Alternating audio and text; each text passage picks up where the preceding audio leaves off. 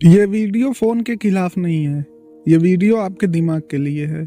अगर आप ये वीडियो देख रहे हैं तो मुमकिन है फोन इस वक्त आपके हाथ में होगा, लेकिन सवाल ये है, क्या आप फोन चला रहे हैं या फोन आपको चला रहा है? क्योंकि आज के लोग फोन इस्तेमाल नहीं करते, फोन लोगों का इस्तेमाल करता है।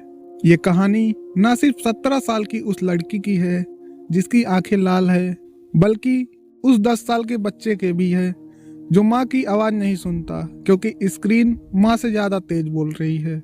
और अगर आपने ये वीडियो आखिरी तक देख ली तो शायद आप अपना फोन पहले जैसा कभी ना देख पाएंगे, क्योंकि ये कहानी रील्स की नहीं है, दिमाग के कब्जे की है।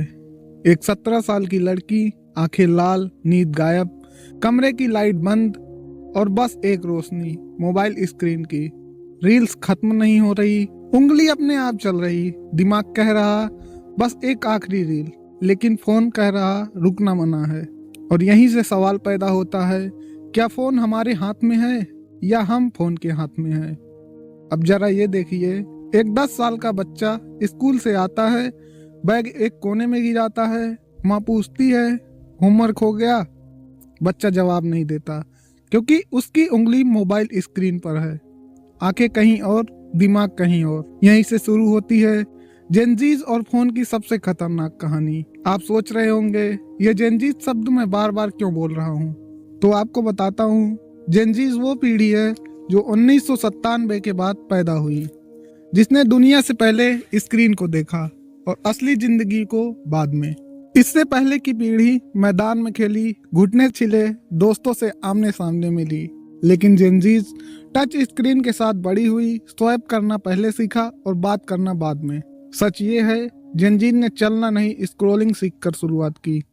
शुरुआत में फोन सिर्फ कॉल के लिए था, फिर मैसेज आया, फिर व्हाट्सएप, फिर यूट्यूब, फिर गेम्स, फिर रील्स। धीरे धीरे फोन टीचर बन गया, जरूरत पड़ी तो फ्रेंड बन गया, सबका टाइम पास बन गया और बिना बताए इमोशनल सपोर्ट भी बन गया।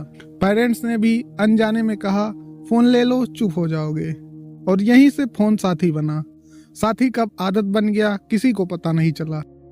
कोरोना आया, स्कूल बंद, क्लास मोबाइल पर, दोस्त मोबाइल पर, पूरी पढ़ाई मोबाइल पर।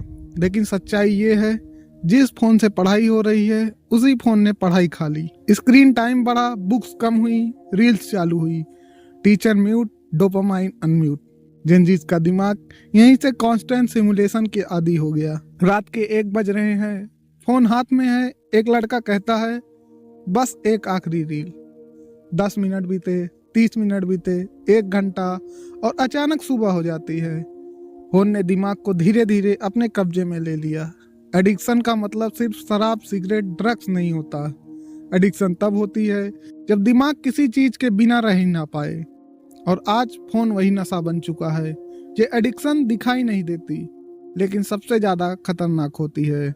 मेडिकल लैंग्वेज में कहे तो डोपामाइन दिमाग की खुशी वाला केमिकल है।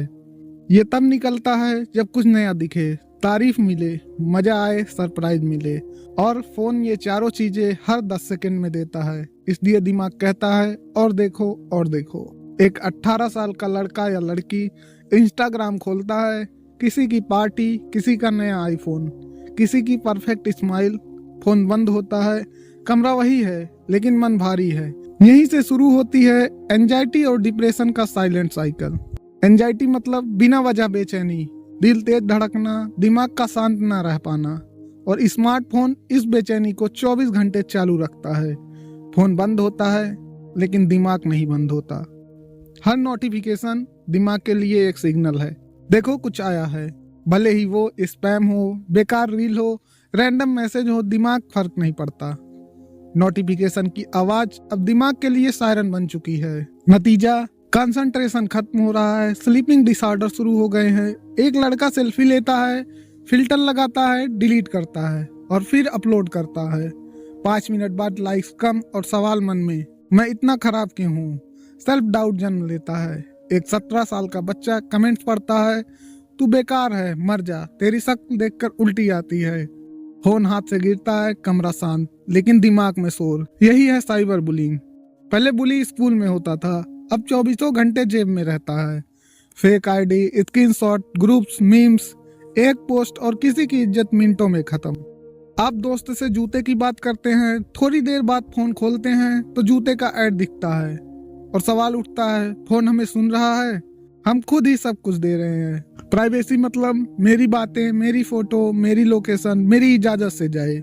लेकिन आज प्राइवेसी लग्जरी बन चुकी है। आखिरी सवाल, आज सवाल ये नहीं है कि डेटा जा रहा है या नहीं, सवाल ये है कितना जा रहा है। जब जरा एक पल के लिए फोन नीचे रखिए, हाँ सिर्फ 10 सेकंड, सोचिए आखिरी बार आपने बिना फोन के कब चैन से सांस ली थी, कब किसी से बिना नोटिफिकेशन देखे पूरी बात की थी, और सोचिए कब रात को बिना फोन को हाथ लगाए नींद आई थी। सच्चाई ये है, फोन बुरा नहीं है, लेकिन उसका ज्यादा होना जहर बन जाता है। आज जेनजीज को कोई गोली नहीं मार रहा, कोई जोर से नहीं चिल्ला रहा, लेकिन दिमाग धीरे धीरे खामोशी से थकाया जा रहा है। रील से, लाइक से, कंपैरिजन से, डोपामाइन के छोटे छोटे इंजेक्शन से। और सबसे खतरनाक बात यह है, हमें पता भी नहीं चलता कि हम एडिक्ट हो चुके हैं। अगर आप स्टूडेंट्स हैं तो याद रखिए, किताबें आपका फ्यूचर बनाती हैं, रील्स नहीं। अगर आप पेरेंट हैं तो फोन बच्चे को चुप कर सकता है, बड़ा नहीं कर सकता। और अगर आप जेनजीज हैं तो ये समझ लीजिए आप वीक नहीं हैं, आपका दिमाग हैक किया जा रहा है। आज का आखिरी सवाल, फोन को सिर्फ टूल बनाइए, मालिक मत बनने दीजिए, क्योंकि जिस दिन फोन आपका समय खा गया उस दिन वो आपका भविष्य भी खा लेगा। अगर ये वीडियो आपके दिमाग को एक बार भी सोचने पर मजबूर करे तो इसे फॉरवर्ड कीजिएगा, शायद किसी और की नींद से बच जाए, किसी और का दिमाग बच जाए। मैं हूं आपका दोस्त, और ये था वो सच जो स्क्रीन पर नहीं जिंदगी में दिखता है। मेरी आपको यही सलाह है, फोन रखिए और जिंदगी पकड़िए। धन्यवाद, मिलते हैं किसी और वीडियो में।